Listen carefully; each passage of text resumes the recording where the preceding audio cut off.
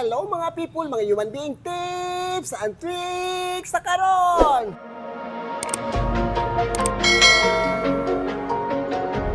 Sa hindi pa nakasubscribe sa ating YouTube channel, pakisubscribe naman. Miss Human Being, subscribe. Eto, may customer ako ngayon. Ang buhok ni ma'am, medyo matagal na itong rebanded. Hindi ako nag-reband doon sa kanyang, siguro sa kanyang friend o kung saan siya nagpa-reband. Ang nangyari, ganyan ang nangyari sa kanyang buhok. Dito banda, may nag-brittle. Ayan, dito. At saka dito sa dulo, para itong brittle. Binalawan na to, nakashampoo na kasi pag mag-reband, dapat banlawan. Hindi siya pwedeng kulayan kasi dito banda, kaunting brittle dito. So, wag munang kulayan. Saka na lang pag maakuan ng kanyang buhok, makaka-treatment na kasi si treatment is maayos yung buhok niya.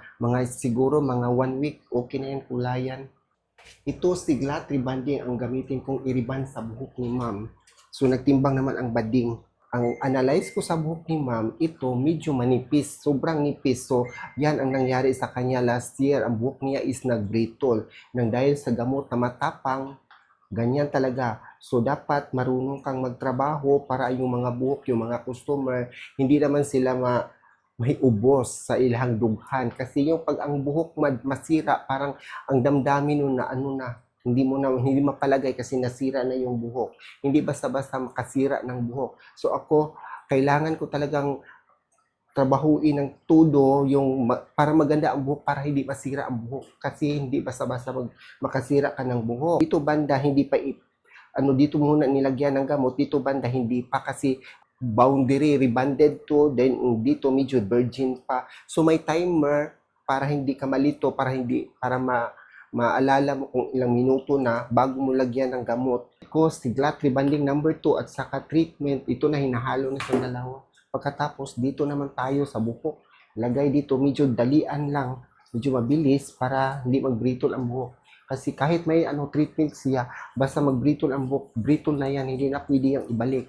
Ganyan talaga ang magtrabaho ng salon. So dapat, kailangan talaga marunong kang mag-analyze ng buhok. Katulad dito, nag-apply ako pero nag-analyze pa rin. Tapos na nilagyan ng Glad Rebanding. Ano sa tingin niyo? Lapit kaunti para makita yung mga buhok. Kanina ang buhok ni ma'am. Pag video kanina, tapos na yung banlawan, so hindi niyo na kita. Ngayon na nakita na yan. Hindi yan nag-brittle sa rebanding na Schwarzkopf kasi pag nag-brittle pa yan, so brittle na. So nakita ninyo, nag-brittle yung buhok niya. I-try natin magplansa, baka mawala to siya. So, ganyan talaga kung saan-saan ka magpariban yung buhok, saka super tigas. Pero dito sa ilalim, hindi yan matigas. Dito lang sa dulo ang tigas sa kanyang buhok. Pag ma-treatment na to ng Schwarzkopf product, pabalik-balik dito si ma'am para ang buhok niya ma-repair to, baka may chance na maulian siya. So, tingnan natin at i-try natin na maganda ang buhok ni ma'am. Ma'am, di ba, brittle to, oh. Kita ninyo? Medyo malapit kaunti para makita. Yan, diba, na brittle. So, ngayon, plansa. May plansa dito, may technique talaga pag plansa ng buhok. Katulad dito, oh. Dalawang plansa ginamit ko. Dito, medyo madalian lang dito sa dulo kasi para hindi siya masira. Pag matagal kang maghagos dyan, masisira yung buhok. Parang nawala naman ang brittle pero hindi ko pa sure na mawala talaga ang mga brittle dito sa buhok ni ma'am pagkatapos nito. Pero sana mawala siya. Kasi sayang naman yung buhok pag mabrittle lang. Ito si neutralizing balm na Glad. Ito ang ginamit ko. Wala naman kasi si straight therapy. Ito na lang ang gamitin ko. Maganda naman ang Glad. Matagal na si Glad, hindi siya nag-phase out. Yung yung straight therapy naka-phase out. Ito, hindi sila nag-phase out. Kasi kahit ganito pa rin ang Glad, mas maganda talaga ang straight therapy. Pareho lang sila, pero pag damage yung mga buhok ninyo, mas maganda ang straight therapy. Ang ginawa ko is, naglagay ng neutralizer sa buhok ni ma'am kasi tapos na ang nagplansa. Nakita naman ninyo ang buhok ni ma'am kanina, ayan. Maglagay ng neutralizer medyo marami kasi ang buhok niya super natuyo at super uga na talaga. So, kailangan talagang marami ang ilagay na neutralizer para yung buhok para siya mabagsak. Kasi pag kulang, magbuhaghag ang buhok. Ganyan ang mga purpose sa neutralizer. Nilagyan ko na si ma'am ng treatment kasi tapos na akong naglagay ng neutralizer. Ito si Spa Essence. Ito ang nilagay ko dahil ang buhok ni ma'am is medyo damage sa dulo niya. Mas maganda si Spa Essence.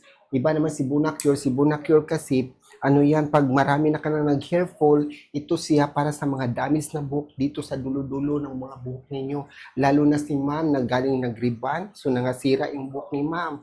So nag-uultaw si ma'am sa iyang buhok. So ngayon, baka naman maulian na ni, baka naman ano na to, ma-repair na ang buhok ni ma'am. Sana may chance na kasi natapos na ang nagplansa, no? So ganyan talaga ang gawin. Pagkatapos nito, lagay natin si ma'am sa steamer dito.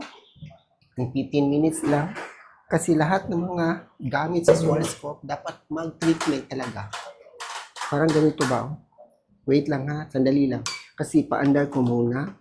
Kasi ang buhok ni ma'am is ganyan. Wait lang tayo ng 15 minutes. Pagkatapos ito, banlaw naman. Resulta sa buhok ko sa hindi pa nakasubscribe dyan. Subscribe naman, Miss Human Being.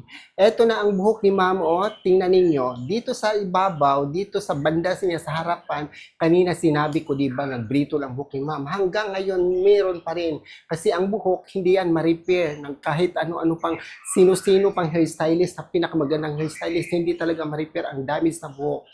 Ganito talaga, lalo na kung saan-saan ka nagpariban, ganyan ang mangyayari sa inyong buhok. So, dapat alagaan ang buhok, huwag ipabritol kasi mahirap mag-riban ang buhok, lalo na pag super brittle. Okay lang kay ma'am, kay maganda na ang buhok ni ma'am, lalo na dito sa ilalim. Medyo matagal na siya hindi na-riban, isang taon na, yan ang buhok niya ma'am, di ba nakita niyo maganda dito, ito lang banda ang may brittle kaunti dito sa dulo. Hindi ko pinalansa, na blow dry lang para makita niyo kung nasira ba o hindi ang buhok ni ma'am.